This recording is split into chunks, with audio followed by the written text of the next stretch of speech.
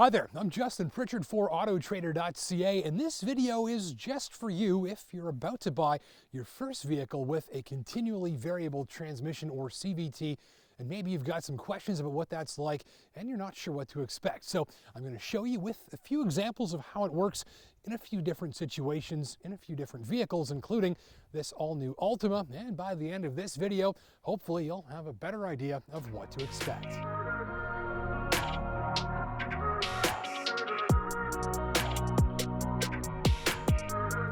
Alright, so here's the biggest thing that a long-time automatic transmission driver needs to know about their first time using a CVT transmission. That's right, nothing. The CVT transmission is just a form of automatic transmission, and like those, there's no clutch pedal for you to use, and also, like those, you just put it in drive and use the gas and brakes like normal. There's really nothing new for the driver to get used to. Both conventional and CVT automatic transmissions do the same thing, and from the driver's seat they both work the same way. It's deep inside of the CVT where the mechanicals are different than a regular automatic, largely because the CVT has no predefined or preset gears. You might find it's like a snowmobile or a motorboat. More throttle and you accelerate faster. Keep the throttle steady and you cruise at a steady speed. Release it and you coast. And like that snowmobile or motorboat, there's no shifting gears because there are no gears. Here's an illustration of why. In a regular automatic, each gear is like a step. So if you've got a 6-speed automatic, that's 6 steps, and you can only be on one of them at any given time. It's like a gear staircase, like this, and it works the same way whether you have 5 gears or 8 or 10. The number of gears just dictates how many steps there are and how big those steps are between the same upper and lower limits. With a CVT, it's the same idea of getting from the bottom to the top or vice versa, but instead of stairs, it's a ramp. And with a ramp, there are no steps, meaning there are a lot more points between top and bottom where you could be, and you can move smoothly between any of those points, even in small increments, instead of stepping from one step to the next.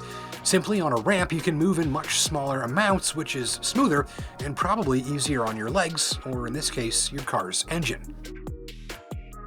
So simply, a regular automatic is like a staircase and a CVT is like a ramp. Simple. Now I always try to focus on telling you what you will feel and experience from the driver's seat, so let's take a look at a few examples. And we'll start with some acceleration from a car with a regular automatic transmission, and you can see on the tachometer here how the revs are going up and down as it shifts gears or climbs the staircase one step at a time.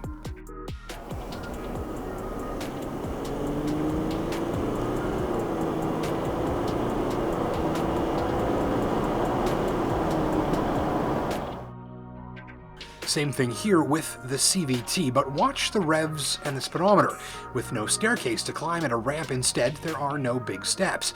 That's why the revs are lower and smoother, and in this case the engine isn't working as hard, and it's smoother and quieter, and it's using less gas too. When we accelerate a bit more quickly, the CVT responds a little differently, and each vehicle is different, but here we can see the Honda Civic's CVT in action under some quicker acceleration. The revs are still steady and not moving around much, but they're higher this time. The engine makes more power when it's revving faster, in this case for quicker acceleration, but the revs are still relatively steady. They're not going up and down, they're not climbing the stairs. So again, easier on the engine and easier on fuel. Here's the thing about ramps. If you want, you can move up and down with small, smooth little steps, or if you like, you can take big steps between just about any 2 points on the ramp that you like. And sometimes that's just what a CVT transmission does. In some situations, the driver expects the sensation of a gear shifting, a step up or down that staircase, which is why some CVT transmissions sometimes decide to move up that silky smooth ramp using big, obvious steps. Now typically we see this at or near full throttle, and not every CVT transmission does it, but watch here when we floor it in the Altima.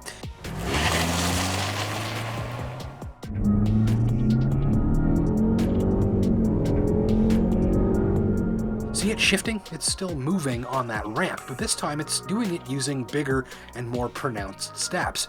Now, it doesn't have to do it this way, but it's doing it to make the driver feel a little more familiar with the full throttle sensation. You can say here the CVT is pretending to shift like a regular automatic so that you don't feel anything unusual. It's using a ramp as a staircase. Let's try it again with the Subaru Impreza. Heavier throttle, just a bit more revs this time. And here, again, the acceleration is very smooth and very efficient, and you probably won't notice the transmission at all. And full throttle. There it goes. Jumping from point to point on the ramp, so that the ramp feels a bit more like a staircase, and so that you, in the driver's seat, feel the full throttle upshifting you expect to feel. Full throttle in the Civic, same thing.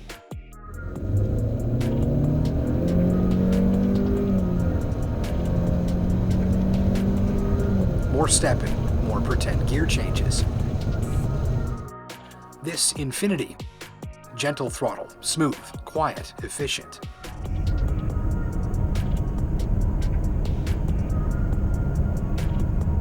Full throttle merging. Step. Step. Step. Step. And that's all there is to it, pretty much. At times, initially, the CVT can feel a little strange at first, but you'll get used to it in a day or so. And if this is your first one, it probably won't be long at all before you just begin appreciating the smoothness and fuel efficiency. And if you're a driver who likes smoothness and fuel efficiency and a transmission you never need to think about, which is likely, then, well, here it is. And now you know.